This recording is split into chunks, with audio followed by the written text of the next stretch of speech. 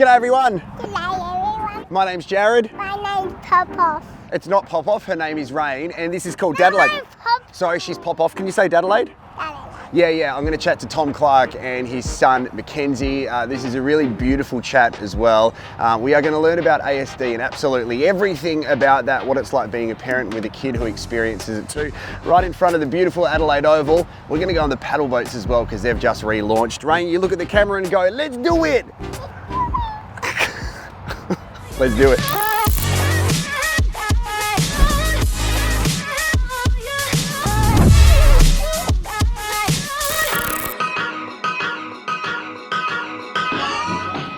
Rain, remember you've got to start with a clap, big clap. We've got to start with a clap and then we go on the boats, buddy. Where's your big clap? Going well so far? I can do it. Yeah, you do it, Will. Good start. You all right, mate? You're a bit tired. I've got food on my t-shirt. This is dad life here. You like that food on my t-shirt, Rain? No, that's a beer. We'll talk about that when you grow up a little bit later. So we got Tom Clark here. We got Will and Mackenzie. Tom, thank you very much for having a chat with me. Pleasure, mate. Thank you. Tom is the CEO of Workspace Commercial Furniture, and they're absolutely brilliant. I actually met Tom through my wife and got to know him really well, and of course a little bit about his story. Now, mate, the great thing about DADelaide is we get to talk about dads of all different backgrounds here in South Australia. What a perfect backdrop as well. Adelaide Oval behind us, the Torrens. You've got your two boys here. Tell us about why your boys are so special. I mean, other than like every parent, you think your kids are wonderful. When Mackenzie was about 4, we had some people in our lives that basically said, we think that Mackenzie's quite special. He's showing some characteristics of having autism or being on the autism spectrum. So from the age of around 4 to 6, there was a lot of testing, and obviously we were, I guess, diagnosed with high functioning autism. Like every parent, you know, you want to understand what that journey's about, and it's a long one to do. William is ADHD, so I guess you couldn't find two polar opposite kids. One wants quiet and wants solitude and is, I guess, you know, needing to have a lot of rest, whereas the other ones go all the time. What's it like when a friend, a colleague, a peer has that conversation with you? What can you remember the feelings that you had as a parent? Yeah, absolutely. I mean, obviously, I think the first emotion as a parent is shock, and there's probably a little bit of grief. I think, as a dad, you try and hide the news of the diagnosis, where I guess, your wife or your partner, they generally are a little bit more emotive about it, and whether it's a male thing, you try and push through and be the one to hold strength. Certainly, I guess it's an interesting journey. For me personally, it was about trying to find as much education as I could. Really lucky my wife Kate really understood what she needed to do from an understanding education viewpoint and was really proactive at seeking help. For me, it's probably been a bit of the same journey, more in terms of educating other people that aren't. Yeah. There's no doubt that you go through a range of emotions, but also you need to make sure you understand it so that you can help other people understand it ultimately. Stand by, hon. Okay, you go see your mum, all right? See you, buddy. You have a great day. Good work today. You did See you, really well. Rain. As long as you've sat still all day, well done. See you, buddy. Be safe, okay? Love you. See you, mate. See you. Bye. See ya. I feel now that it is being more normalised, which is great, via professional athletes like Joe and Renee Ingles. Yep. And it's similar to mental health, that people talk about it more, and it's not a stigma. It's a real thing that families and children encounter. Is that what you've discovered as well? Absolutely, and I think it's part of the education journey. So, Bless you, one in 100 kids are identified as having been on the spectrum somewhere, high functioning, low functioning, mid-range. So, you're talking in a school of, 400 kids, there's going to be 4 or 5 of those kids that are going to have special needs. So certainly the stigma has gone away.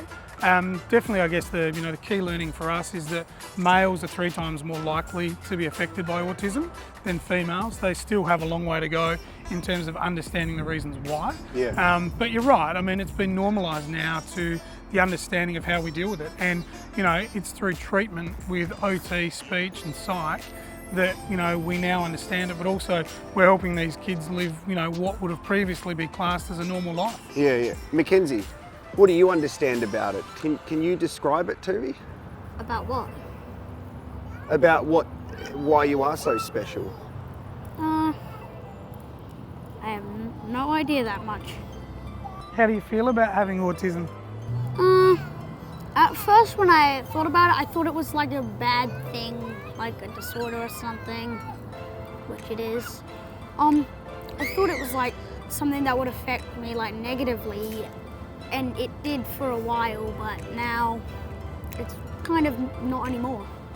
Do you feel that like you've got a good group of mates and friends as well who are so supportive of you and Yep. that understand that you actually have some qualities that may appear unfamiliar to them, but that doesn't make you any less human? Yep. Yeah, and that's good, man. And your teachers and stuff really supportive as well? Of course. And I think that's important, like you really do need a supportive school environment. Yeah, and also your friend and family network, I think it's also a bit of a shock for them.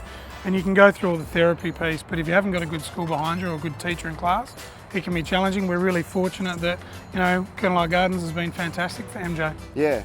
What do you like, Will? You got a very gifted brother in a way, mate, but you also, my wife, and I'm pretty sure that my daughter has ADHD. We'll find out later on when she grows up in life, but you find that you've got really supportive friends and understanding about what you go through as a kid, mate, because you know what, when I was growing up, when your dad was growing up, that stuff never existed, man. People didn't talk about it. People would go, you know what, you're a boy, deal with it. So you've got a good supportive group of friends and family that understand what happens?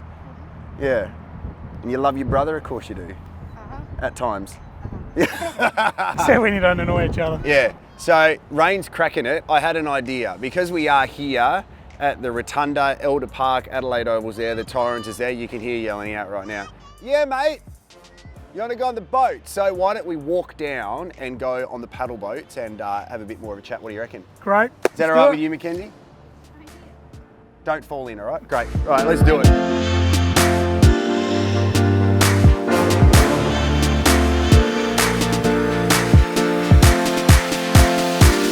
So Rain's itching to go on these boats, which we'll do that in a second. What colour boat are we going on?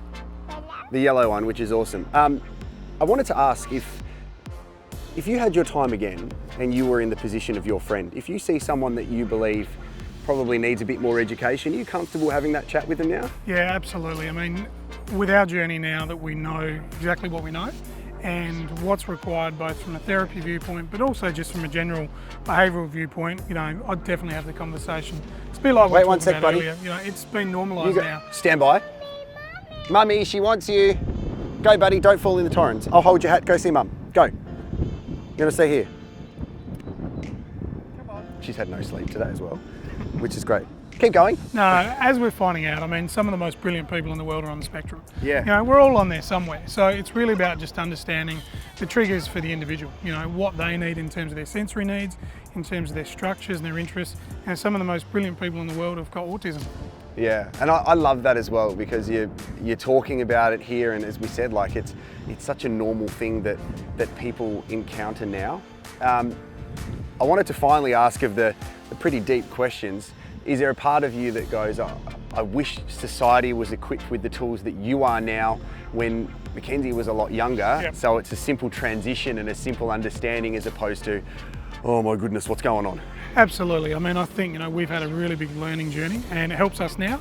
Helps us with our family and our friends, helps with other people that are in the same, diagnosis or dealing with kids on the spectrum. But the reality is there's a huge education process that we still need to go through. And we're doing it better, but there's always more investment of time and money and understanding. Yeah, we love that, mate. And it's great that you've given me the time to talk about it. You're such a busy man. You're the CEO of a company and you've got two amazing kids. And MacKenzie, it's not easy to be honest, mate. So thank you very much for being here. I'm going to shake your hand. We're going to jump on the boats in a second. We're ready to go. Tom, thank you very much, Jared. mate. Rain, quick, come here. We'll go on the boats. Don't fall in the tops. Watch out, there's a bike there. Oh my goodness. Come on, Rain. This is, imagine that. Welcome to DADelaide. My kid just fell in the torrens. Are you ready to go on the boats? Come on, Rain. She's having a great time today, guys. Watch out, there's another bike. This is Just dangerous. looking at that brown water makes me want to throw up. Yeah, don't throw up on camera. All right, we're gonna go on the top. It's great though. Let's do it. Come on.